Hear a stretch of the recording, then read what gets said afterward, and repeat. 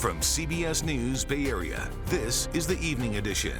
Well, thanks for joining us. We begin with COVID making a comeback all across the Bay Area. Good evening. I'm Ryan Yamamoto. And I'm Elizabeth Cook. In San Francisco, the numbers are following a familiar trend.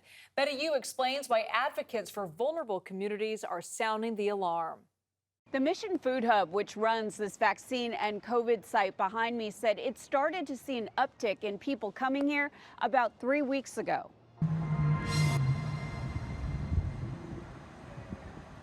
Roberto Hernandez, who founded the Mission Food Hub, said he's working to educate people in the community, especially the most vulnerable, about a surge in COVID cases. The worst part of all this is that people are calling us and saying, I got COVID. And people are concerned because there's people that never got vaccinated. During the height of the pandemic, this free testing and vaccine site, which is normally set up outside the warehouse on the sidewalk, operated 7 days a week. It's down to 2 days a week now. Depending on the resources available and severity of the surge, Roberto said he'll work to add more days. Well, especially with the Latino, Native, and Black community, we know that we're at the highest risk. We know from the past because we're, again, the essential workers. We're doing work where we're not protected. UCSF Chair of Medicine, Dr. Bob Wachter, said there's no question there are more cases of COVID now than there were a month or two ago. A little bit of an increase in hospitalizations, an increase in the wastewater positivity, which is probably the best way we have to tell how much COVID there is around. It's important to say, though, that the height of the uptick is nowhere near the kind of surges that we saw in the past with Omicron and Delta. He said most people have some level of immunity, and a new booster coming out in the next week should work very well against the new variant called BA 2.86. He advises the elderly or immunocompromised to get that booster. If you're young and healthy, I think the net benefits outweigh the risks. So I will, if my 30-year-ish old kids ask me, should I get the booster? I will say yes. Our community, we have to go out and work, so we have to jump on a muni bus. You're being exposed. You have to jump on BART. You're being exposed. You're being exposed at work. So one of the things we're encouraging people, again, if you are not healthy, please mask up. And there's also COVID concerns in the South Bay where wastewater testing indicates a surge in positive cases. San Jose, Palo Alto now have a high rating, while Sunnyvale and Gilroy have a medium rating. The county positivity rate was almost 10% in the last week of August. And for context, state positivity rates peaked at 25% in January of 2022. Experts say these new variants are still very dangerous for the elderly and immunocompromised. More than 500 public schools in the state are in jeopardy of losing critical funding due to low vaccination rates. That includes more than 30 schools in the Oakland Unified District. State officials say more than 20% of kindergarten students in nearly a dozen schools in Oakland did not have all the required immunizations last school year. That audit list was released by the California Department of Public Health. Oakland Unified isn't the only Bay Area district on that audit. San Francisco Unified also had 14 schools on that list. Well, some nervous moments in Vallejo after a 3-alarm brush fire broke out this afternoon. This happened in a field near Benicia Road and Banning Way about 2 hours ago. At one point, authorities told people living nearby to evacuate. Thankfully, crews were able to stop the spread before it reached any of those homes.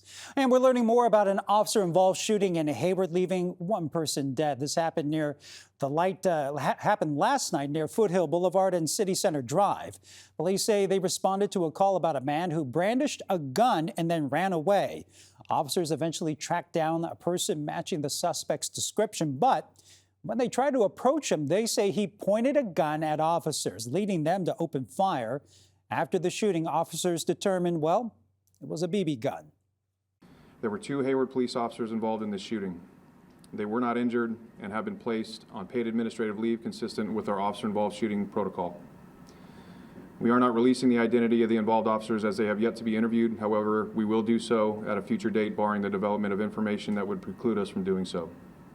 And Hayward police this evening are still working to identify that man. Gun owners could soon foot the bill for violence prevention programs and security improvements at public schools. The California State Senate just passed a bill to impose an 11% tax on guns and ammo. Backers say it would generate $159 million in revenue annually for school safety. It technically applies to gun retailers who would likely increase prices for buyers. The bill does exclude smaller stores. It now goes to Governor Newsom, who has not said whether or not he will sign it.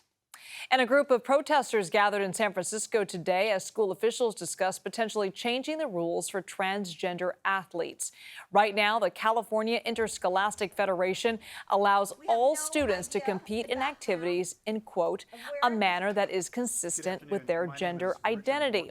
Protesters are urging the Federation to change the rules, saying they don't want transgender girls competing on girls' sports teams. And a heated debate at a Rockland High School school board meeting last night. It ended in a 4-to-1 vote to notify parents if students request to identify as a gender other than their biological sex. Tori Apodaca is reporting on how students and parents feel about this change. I think that it's going to put a lot of trans kids in dangerous situations. Rockland Unified School District students reacting to the board's decision Wednesday night. Motion passes. That requires staff to notify parents if students request to be identified as a gender other than the student's biological sex. If parents aren't supportive of their children, then the children shouldn't have to tell the parents. But Rockland Unified and other school boards across the state adopting similar policies disagree. I don't think anyone has ever conceived that a 5-year-old has privacy rights from their own parents. Greg Burt is the Capital Director of the California Family Council, a group that supports the parent notification policy in schools. And the federal Constitution over and over and over protects parental rights. Those against it asking, what about students' rights? I don't think that transgender students were safe to begin with, and this just puts them in a position where... One transgender student at Rockland High says students turn to teachers for support, and now they don't feel safe. I am currently out to my parents, or my mom. She isn't fully supportive. And Rockland Unified may have a lawsuit on its hands. The Attorney General recently filed a suit against Southern California's Chino Valley School District after they passed a similar policy. A World War II sailor has returned home nearly 79 years after he was killed in action. Ann Makovic has the story of how he is finally being laid to rest. And yeah, this Navy veteran was killed while flying over the Pacific during a mission against Japanese forces back in World War II. His remains were finally found in 2019, and today he is finally back home on the Monterey Peninsula.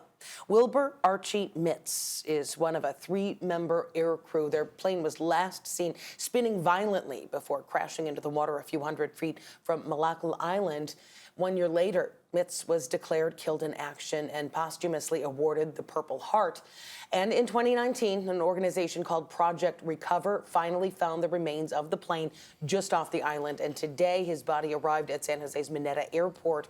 From there, he was driven down 101 to his hometown of Seaside, just north of Monterey. The organization Honoring Our Fallen asked people to line the route with flags to honor this hero, and they held a repatriation ceremony to officially transfer the remains. Members of Wilbur Archie Mitz's family were there to receive him, including his niece. I just wish that it could have had a happier ending, but I'm just so grateful that today he is back home with his family. She was actually born 3 days after her uncle went missing in action. He's going to be buried on September 11th in Seaside at the Mission Memorial Park Cemetery. Liz. Ann, thanks so much.